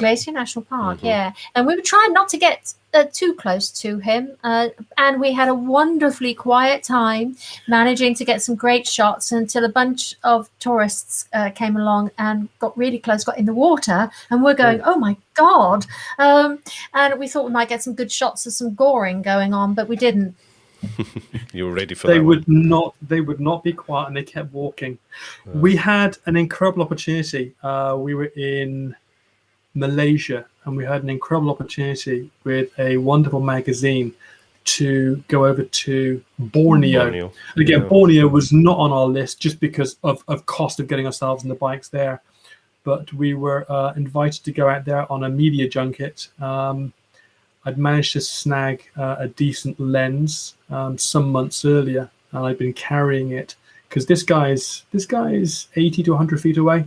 Yeah. Again, there's no tripod, but again, when we were in Malaysia, we tried to get across to Borneo, but there was only it was almost like a lottery system. There was only a few people allowed to go on each trip, and we just never lucked out to get to go, see the orangutans. It was they are just Well, so amazing. This is an stunning. orangutan reserve, but they are all wild. There's no cages. I forget the name of the reserve, but seeing this big boy it made all the effort worthwhile. Just an absolute. I mean, this guy's big. And again, we're looking at these photographs, and you mentioned earlier, we look at these, and I'm sure Lisa will say the same thing. It's still hard for us to believe those are our images. Those But are I you. look That at- was us. We got to see and do this. I look at every single photograph and I go, oh, right, okay, we'll go there again. Whether or not we ever will, I don't know. Oh, this is a very different shot. We do well. It's I love close-up photography. I love my macro lens. I would just have that all the time. If we were to have a preference, I would say mine is just taking close-ups of things. And this little guy came to see us, and we were having breakfast. I think it was in Mexico, and the jam went out, and there he was, just busy, a busy bee. But I think part of our photographic education has taught us to see opportunities. We had no camera gear with us. Lisa had a little camera around her neck, just a point and shoot. I can't even remember what it was. I have processed this, but it was just a case of, okay, well, let's lift the camera up, and held it very still. Probably took about a dozen images, point, click, point, click, point, click. And we were absolutely stunned, months later on, to realize just how much detail was actually in that shot. Absolutely. Apologies if you don't like bugs. I'll move off that one. Another incredible Pretty close-up. boy. Yeah. I have a real phobia of birds. It's a proper phobia, and it's the flapping of the wings, and they scare me. However, I've always tried to get over that by trying to take photographs or just appreciating that they are really quite beautiful until they fly at me. And this was one of those times. Do you remember where it was? I'm just trying to remember. Where was he? Bandalgavi National Park, Northeast India. Okay, little Indian bird. And it just stayed so beautifully still. We've actually got some really good Well, we were shots. hoping to photograph the tigers, but that doesn't mean you don't get to see incredible wildlife elsewhere. This guy was just on a fence post, and so pulled the camera out, held our breath. I think what it is also trying to make sure you're not too focused on getting that one thing. We were focused on the tigers, but you can't just ignore everything else. So you've got to tell the whole story, right? That's part of documenting a trip is telling the whole story. Got another interesting question here from Tom, who's coming up with some great questions today. He asks, what's the largest zoom lens you carry? Traditional 70 to 200 and above are big and heavy. So any tips here? You have some great shots that look like they were taken with zoom lenses. So yeah, what's your long lens? My favorite go-to lens when I was with Nikon was the 70-200. I still think it's one of the best lenses out there. Incredibly flexible, incredible glass. Incredibly heavy. Yeah. Lenses today, the biggest zoom lens we have is the Fuji. It's the 1-400. And then we also have the teleconverter, the 1.4. So when you take into account that the XT3 isn't a full frame and you add on the extra gain of the crop, you end up with something pretty close to 600 mil. That's the biggest lens we have. We obviously only have one, and that's actually carried inside a Tenba padded case. Padded case. Yeah. So we do carry it separately, and it was a very big decision because it doesn't go in the tank bag. But we found space in one of the metal boxes on the back of the bike. Yeah, big consideration, but for the kind of photographs that you can get with it, and we were meant to be heading back to Africa. Obviously, that's on hold at the moment, and that's another reason why we wanted one of the larger lenses. I will just say briefly, a very big thank you to Victor Ha, who is one of the bosses over at Fuji, because the other lens I have absolutely fallen in love with, but don't think we can travel with, is a 200 millimeter That's beautiful. f2 prime. It's sat over I there. can see it. I've been admiring it over your shoulder. It's incredible. I don't get to use it very often. I just go up to it and I just just stroke it. It is not something incredible. that we can actually carry with us when we're on the motorcycles, but it is nice to get to try something. It has like been an that. absolute luxury to be allowed to trial it for a little while. Yeah, So, well, thank you very interesting. much. Yeah, interesting. You mentioned Victor. Victor has been a guest on the show. So if you scroll back through the back catalogue of SmugMug Live, you will find an episode with Ha. I'm a Fuji photographer myself, as you can maybe see some of them hanging out in the back here. But yeah, great system, and I was delighted that Victor joined me here on the show. Very nice guy. Yeah, I'm going to scroll back. While I'm scrolling back for some questions, tell me about this page, because this page I've jumped to shows a lot of cover shots of bike magazines, and I guess this is where a lot of your imagery ends up. Yeah. This is over the years. I mean, we first started writing way back. There's one at the bottom called Wheeling, and do you remember the first magazine we were ever in?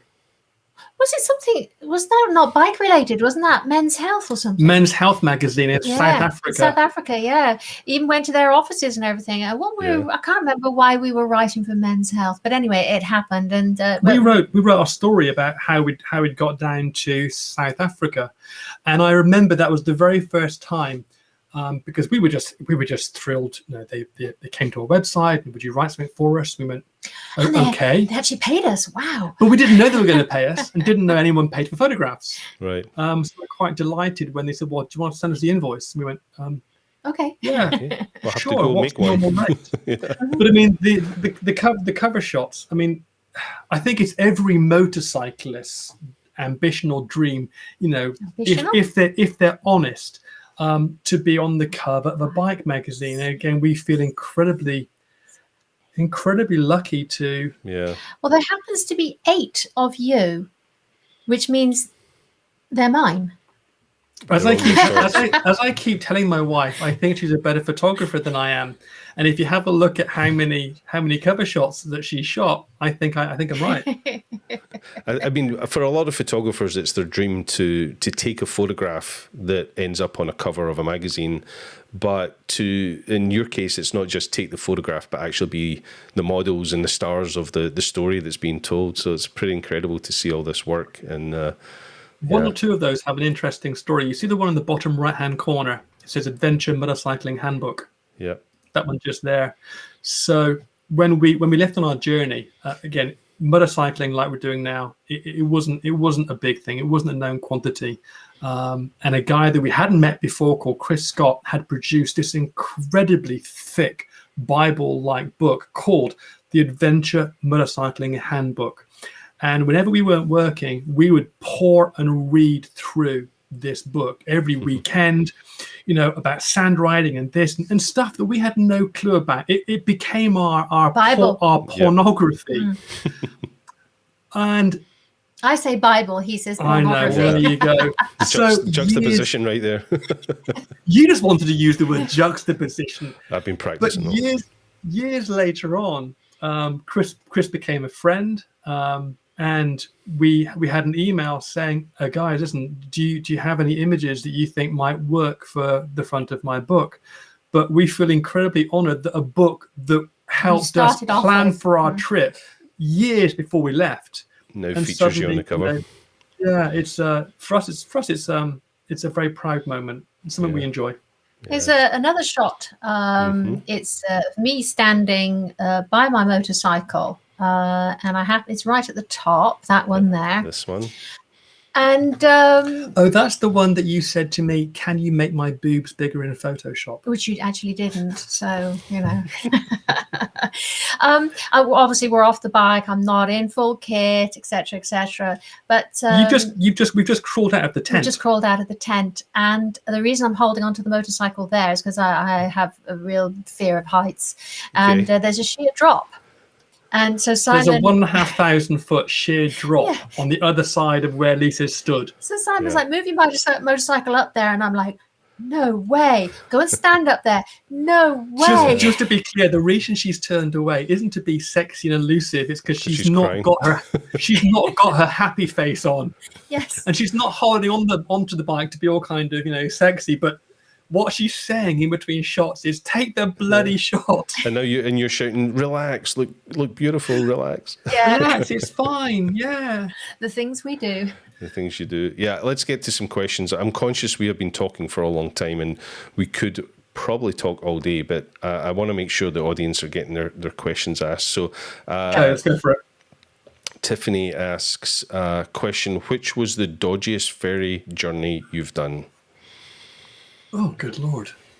I would have to say, for me, it was probably one of the ones between the Indonesian islands. Or was it the one going over from Dar es Salaam over to the Spice Islands? I'm not sure which. So two Both on a par. springs to mind. One was going from Tanzania over to Zanzibar. That was 24 hours of sweat, feces, chicken shit, and horrible seasickness.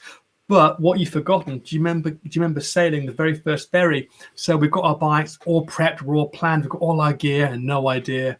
And the very first ferry we got on was from Scotland to the Shetland Isles. And they didn't know how to strap the bikes down. When we came to get the bikes, they were on its side. My gear was damaged and my left-hand pannier was completely caved in. Oh dear. Yeah. These Scottish people. Ridiculous. No, it was a learning curve. We spent 6 hours in their offices and said, look, we're not leaving. And we ended up leaving with an apology from the ferry company and a check for £1,000. But going back to one of them, between the islands in Indonesia, they would cram you on so tightly, and it was so very humid and hot, and the animals are running around all over the place, and the fumes. It's the diesel fumes. And so when they start up the engines on the ferry decks, so slippy. And when they actually start up, and they're all waiting to get off, and then you've got the horrible exit, and literally there's massive gaps in between, and of course you've got big trucks, then that's all right. I've got one. The ferry from the city of Manaus in the Amazon to the south bank of the Amazon River. It was on a ferry that looked like it had been commissioned along with the Ark. It was more rust than metal, and they couldn't dock, so we had to hit the ramp with enough speed, fully loaded with fuel and water, to jump a gap of about 4 feet onto the crumbling concrete deck. Yeah, I hated that. On the other side. Oh my gosh. I'd forgotten that. See, it's all coming back now. It's great. This is a question. I'm going to have a little stab at this question as well. But Tom asks, how do you... Oh, sorry, that disappeared there. How do you back up photos to the cloud, or do you carry lots of hard drives? Well, obviously, we're delighted that you have all your images on SmugMug, where you can store them in the cloud. A little bit of a plug for our own product. But, getting them up to SmugMug is only possible when you're based somewhere with Wi-Fi and internet. Yeah. So when you're actually on the road, how are you backing up each evening when you're traveling? Just onto small portable hard drives. And again, it's important to remember that the process today, when for our American friends, you can go into Costco, you can spend, $80 or $90 on a solid state drive. No moving parts, vibration isn't a big issue, but that hasn't been the case for the majority of our journey. So, portable hard drives, spinning discs, and the reality, as Alistair was saying, photography is a compromise. Our compromise was no backups. We didn't have any backups for the first 10 years. We weren't going anywhere to back something up because we were always on the move. Internet simply wasn't available to allow us to back up. We carried hard drives. I remember we would actually try to put some on CDs, and we would give them to my parents. I was lucky enough for my parents to come out and see us. I wonder how many young people in the audience are going, "What's a CD?" CD, yeah. And I would hand them loads of CDs and just say, take these. And in fact, I've still got them in the loft somewhere in my mother's house. That was our way of backing up initially. Every 2 months, we'd get a CD, burn a CD, and post it and hoped it arrived. We didn't keep that up for very long. It was just too expensive. But other than that, I know that for 5 or 6 years, we would just use small Western digital hard drives. We did have one hard drive go on us, so we lost an absolute ton of images from South America and a lot of GPS data. Yeah, and now the large ones that we've got. At the moment, so that up until this time, where obviously we're now in COVID lockdown, we were using Glyph hard drives. They're ruggedized hard drives. They've been absolutely fantastic. This is a shameless plug, but we're not associated with Glyph. They've been pretty much faultless. That they also produce a very small rubberized contained 2 terabyte solid state drive.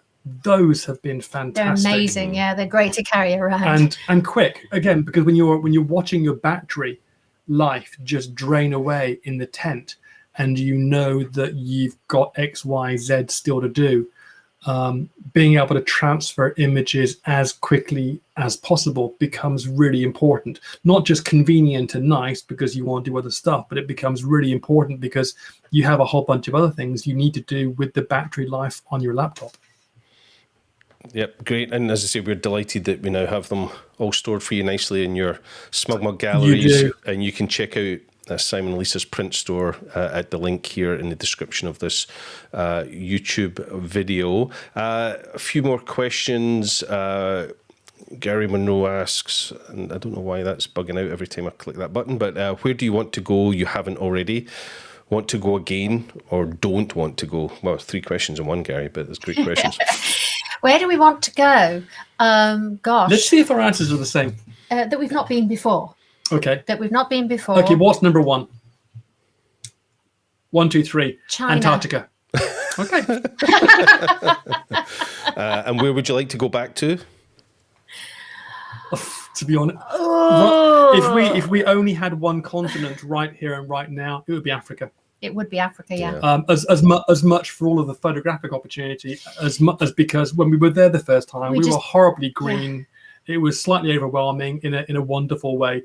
But to go back with the camera equipment and the experience we have today and really do Africa justice. But no, in terms of going to, we still haven't got to China.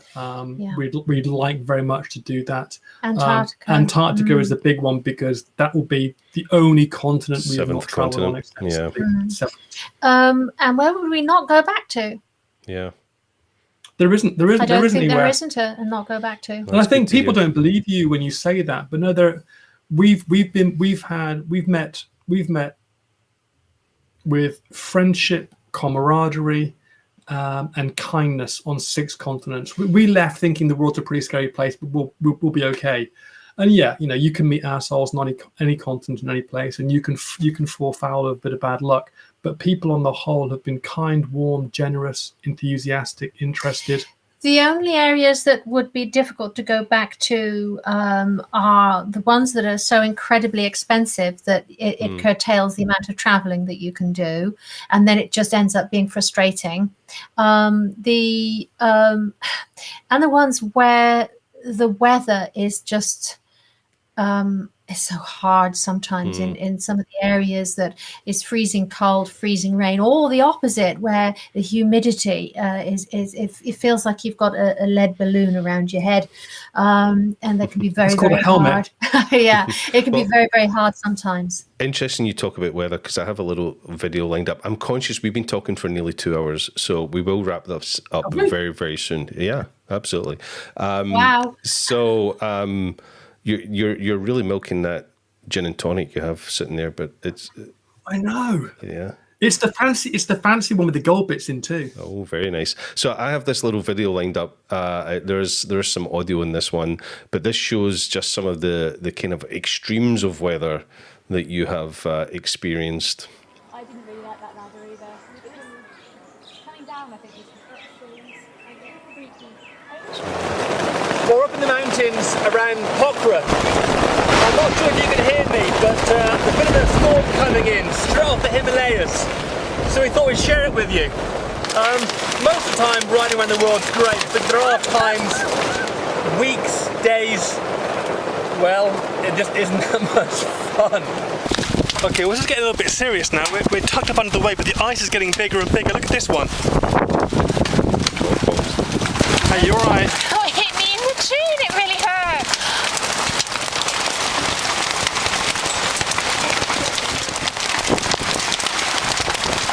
Okay, this is officially getting a bit scary. We've been hit a few times. These are really, really, I have no idea how fast these things are falling, but they're golf ball sized. The bikes will be damaged, and I have no idea how the tent's even still standing. Holy shit, we can't even leave this little shelter.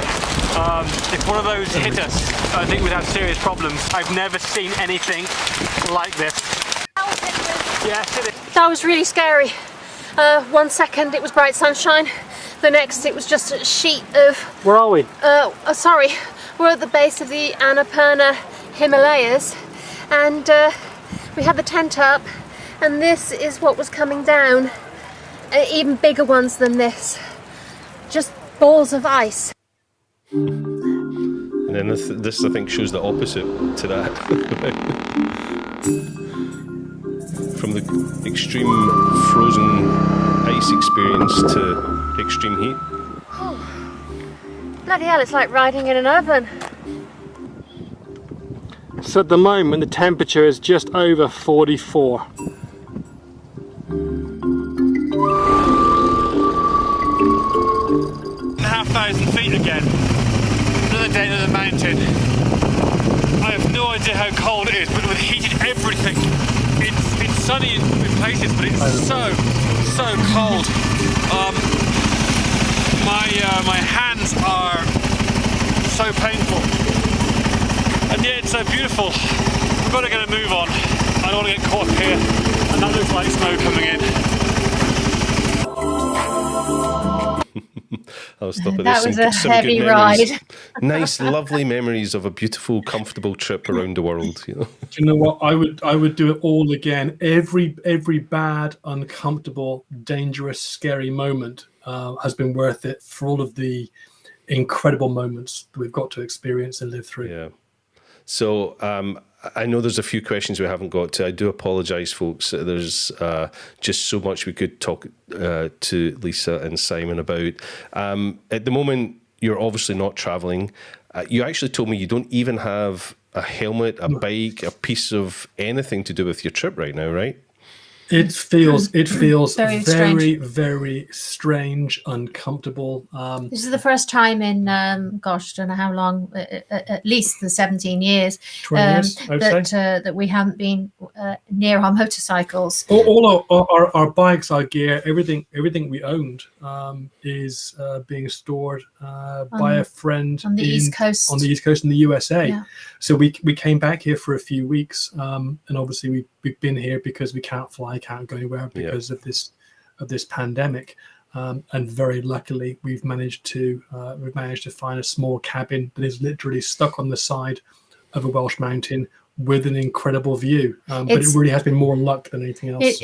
We think we're very, very lucky to be here because to be possibly in a city, in a small flat with no view, I think that would be. I think kill me. that would be mentally crippling. But We've got a few here, friends who are in that situation, and I don't know how they're dealing with it. We're able to open our door and walk straight out into Snowdonia National Park, and we have Wi-Fi. And we have Wi-Fi. and that's allowed us to do this show, which, you know, when you said you were in Snowdonia when we met last year, in fact 2019 it was when we last saw each other. That was in New York, wasn't it? In New York, and you said you were getting this place in Snowdonia. How fortuitous that, you know, with the year that 2020 turned out to be, that you had the little cabin. The timing was amazing. Yeah. Once you're able to travel again, is it then a case of heading back to the US and picking up all that gear and starting from there? I think we might need to do a bit of maintenance on the bikes, and it's then just making a plan, and that really does depend on the new situation with what's going on in the world. Our country's borders going to be open? Are they going to be as easy? What documentation? What additional vaccines? And the whole thing about even Brexit affecting us with we can't now just meander back on up through Eastern and Western Europe. There's got to be all sorts of logistics that we've got to think about, how long we can spend in each country, and then if we have to leave, what do we do with the motorcycles and all of our equipment? So there's a lot of logistics that goes on behind this. I can see us shipping the bikes from the US, hopefully back to Africa. Africa is our intention, and then come back up through Africa, come back into Europe, and then wind up back in the UK and saying, okay, there's a line drawn under 2RideTheWorld. That doesn't mean we still can't get to China and to Antarctica if the opportunity arises. Obviously, we're still looking for that opportunity. Yeah. But to be here at the moment, bikeless, for the first 6 months, it felt like somebody had cut off an arm or a limb, because we've come to so closely identify who we are as individuals with the bikes and the gear. But it's also living outside. I mean, we're very lucky with the equipment that we have, with all the camping equipment and the tents that we use. And it's to then suddenly not be outside and be sleeping inside on a bed. I mean, okay, that has its pluses too, but we do miss the outside. And so we've made it really one of our purposes here is to build something that we can actually be outside a lot of the time. Yeah, that's great. There's a lot of thanks in the chat. I'll get to them in a little second. I do need to do a little plug just before we finish. So, if you have been watching, thank you so much. It's been a great evening with Simon and Lisa talking about their travels. But hit that subscribe button, hit that little bell notification. That way you'll be notified whenever we do another episode here on SmugMug Live. There's a lot of great comments in the chat. I'll need to sort this so we can fit it all on the screen. Here we go. Serious men's envy. Make that a little bit bigger. There we go. Sharon Moses says, thank you all for a really enjoyable evening. Thanks, Sharon. Yeah, fabulous and amazing, fabulous stories and amazing imagery, inspiring, and have a serious lens envy. There you go.